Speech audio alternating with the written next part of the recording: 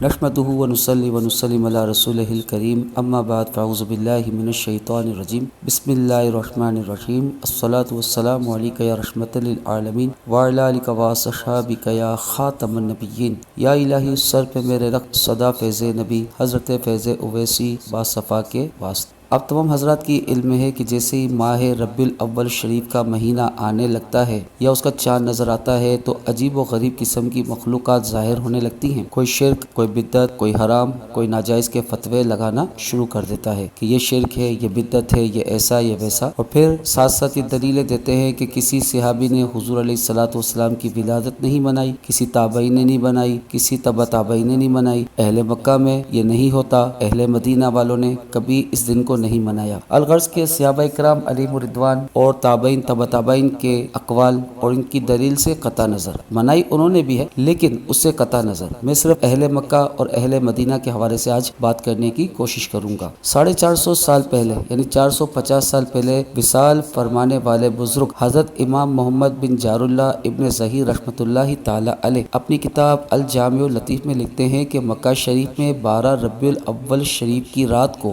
اہل مکہ کا یہ معمول ہے کہ قاضی مکہ جو کہ شافعی ہیں مغرب کی نماز کے بعد لوگوں کے ایک جمع غفیر کے ساتھ مولد شریف یعنی آقا کریم علیہ الصلوۃ والسلام کی ولادت گاہ کی زیارت کے لیے جاتے۔ ان لوگوں میں دیگر تینوں مذاہب فقہ کے قاضی، اکثر فقہا، فضلاء اور اہل شہر ان کے ساتھ ہوتے۔ ان کے ہاتھوں میں فانوس اور بڑی بڑی شمع روشن ہوتی۔ اہل مکہ کے میلاد شریف منانے کے بارے میں 400 سال پہلے وصال فرمانے والے عظیم محدث حضرت علامہ علی بن محمد سلطان المعروف ملا علی قاری رحمۃ اللہ تعالی علیہ فرماتے ہیں کہ امام سخاوی رحمۃ اللہ تعالی علیہ نے ارشاد فرمایا کہ اہل مکہ خیر و برکت کی کان ہے، وہ سوق اللیل میں واقع اس مشہور مقام کی طرف متوجہ ہوتے ہیں جو حضور نبی کریم صلی اللہ تعالی علیہ وسلم کی جائے ولادت ہے، تاکہ ان میں سے ہر کوئی اپنے مقصد کو پالے۔ یہ لوگ عید میلاد کے دن اس اہتمام میں مزید اضافہ کرتے ہیں، یہاں تک کہ بہت کم ایسا ہوتا ہے کہ کوئی نیک یا بد اس اہتمام سے پیچھے رہ جائے۔ خصوصاً امیر حجاز بھی خوشی خوشی شرکت کرتے اور مکے کے قاضی اور عالم البرہانی الشافعی اور بے شمار زائرین، خدام اور حاضرین کو کھانا اور مٹھائیاں کھلانا کو پسند قرار دیا، اور وہ امیر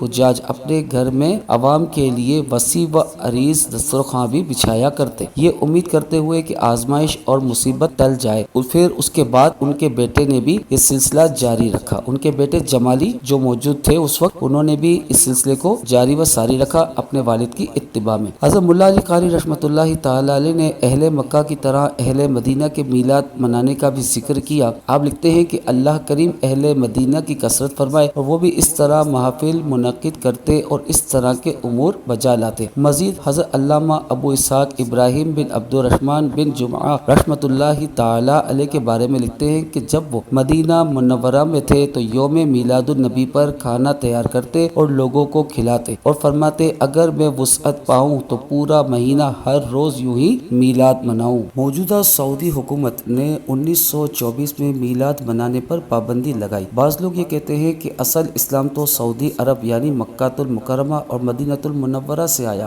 ہاں وہاں تو میلاد نہیں منایا جاتا، تو آپ کیوں مناتے ہیں؟ بے شک اسلام وہیں سے آیا، مگر ان 96 سالوں میں نہیں، 1400 سال پہلے آیا تھا۔ اگر وہاں میلاد نہیں منایا جاتا تو اس مذہب کی عمر 96 سال ہے۔ اس سے پہلے صدیوں سے حرم کعبہ میں میلاد شریف کا جشن منایا جاتا، یہاں تک کہ حتیم اور حرم کعبہ تمام حنفی، مالکی، شافعی اور حنبلی علماء، قاضی، حکام جمع ہوتے اور اہل مکہ مشعل بردار اور فانوس بردار جلوس نکالتے اور مشعل بردار جلوس لے کر مکے کی گلیوں سے گزرتے ہوئے بی بی آمینہ رضی اللہ تعالی عنہ کے گھر پر جاتے۔ مکہ المکرمہ اور مدینہ المنورہ میں حکومت کی پابندیوں کی وجہ سے باہر میلاد کی محفل منعقد نہیں ہوتی، جبکہ گھروں میں اہل مکہ اور اہل مدینہ آج بھی محفل میلاد منعقد کرتے ہیں۔ مشہور حنفی امام حضرت ملا علی قاری رحمۃ اللہ تعالی علیہ فرماتے ہیں کہ پوری دنیا میلاد مصطفیٰ صلی اللہ تعالی علیہ وسلم مناتی ہے۔ انہوں نے فرمایا جب میں مصر گیا اور پہاڑ کی چوٹی پر بادشاہوں کی ایک محفل میلاد میں خود شریک ہوا تھا، حضرت امام ابن کثیر رحمۃ اللہ تعالی علیہ فرماتے ہیں کہ سلطان صلاح الدین ایوبی جو صلیبی جنگوں کے ہیرو ہیں، ان کا خاندان عظیم الشان محفل میلاد کا انعقاد کرتا تھا۔ کیا۔ امام جلال الدین سیوطی رحمۃ اللہ تعالی علیہ فرماتے ہیں کہ تمام بلاد اسلامیہ میں میلاد النبی صلی اللہ تعالی علیہ وسلم کی محافل منعقد ہوتی تھی، اور میلاد النبی صلی اللہ تعالی علیہ وسلم کے موضوع پر شمس الدین الجزری رحمۃ اللہ تعالی علیہ فرماتے ہیں کہ میلاد النبی صلی اللہ تعالی علیہ وسلم آپ رحمۃ اللہ تعالی علیہ نے ان موضوعات پر کئی کتابیں لکھی۔ اسی طرح حضرت امام شمس الدین ناصر دمشقی رحمۃ اللہ تعالی علیہ اپنی کتاب کے اندر وہ لکھتے ہیں کہ جب ابو لہب کا واقعہ بیان فرما کر کہ اگر کافر کو میلاد منانے پر عذاب میں تخفیف مل سکتی ہے تو اس مسلمان کو کیوں نہیں اجر ملے گا جس نے آقا کریم علیہ الصلوۃ والسلام کی ولادت کا جشن منایا۔ حافظ ابن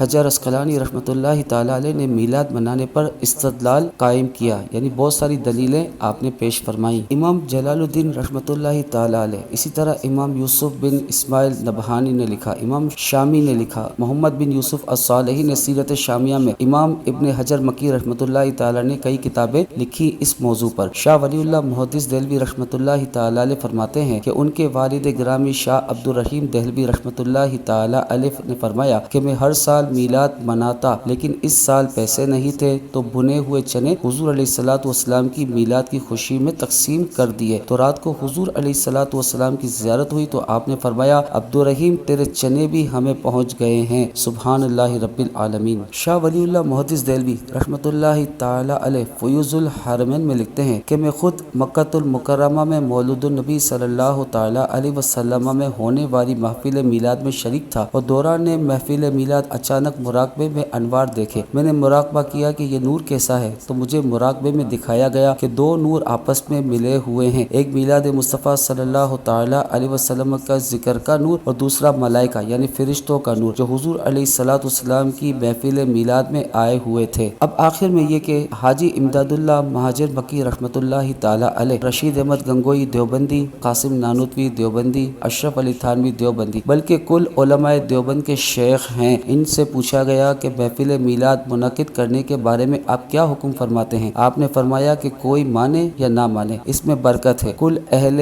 حرمین کرتے ہیں اس لیے ہمارے لیے حجت کافی ہے۔ اللہ تبارک و تعالیٰ سے دعا ہے کہ اللہ تبارک و تعالیٰ ہمیں آقا کریم علیہ الصلوۃ والسلام کی ولادت باسعادت انتہائی احترام و احتشام کے ساتھ منانے کی توفیق عطا فرمائے کہ نثار تیری چہل پہل پر ہزاروں عید ربیع الاول سوائے ابلیس کے جہاں میں سبھی تو خوشیاں منا رہے ہیں۔ وآخر دعوانا ان الحمد للہ رب العالمین۔